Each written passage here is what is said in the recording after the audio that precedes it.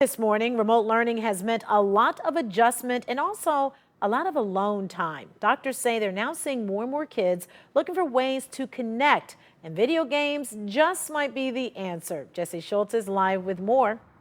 Yeah, Jesse, you found that video games have become a way for kids to virtually hang out together.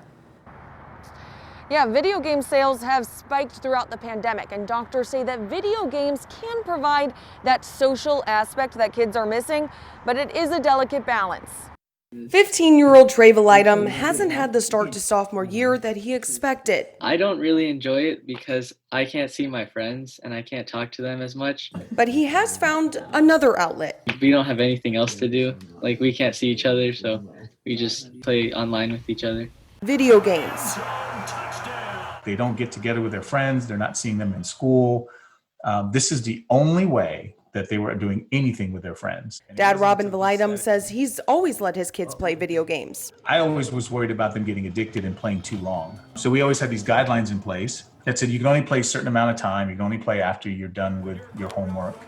But those rules have loosened a bit. Back in March, he was getting super frustrated whenever we'd say, hey, it's time to turn it off. More frustrated than he normally would.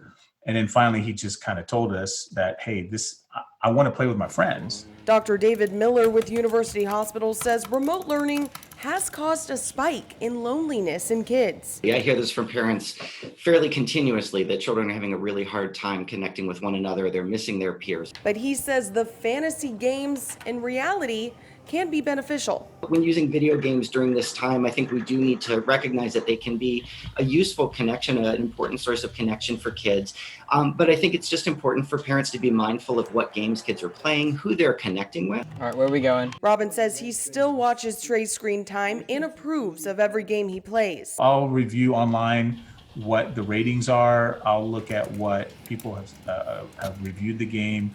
I'll even see a trial of the game, or I'll go into YouTube and watch videos to people playing the game just to get a sense. If they're playing video games where they're learning to construct things together, to build worlds together, to cooperate, to achieve things together, then that's what they learn play is, and that's how they learn their social dynamic interaction. It helps me know what my friends are up to, keep up with them. And it makes me feel like, they're still my friends. So Dr. Miller says even though video games are good for social interaction, it does not replace face-to-face interaction or exercise. And younger kids should be getting less screen time than older kids, like Trey in the story.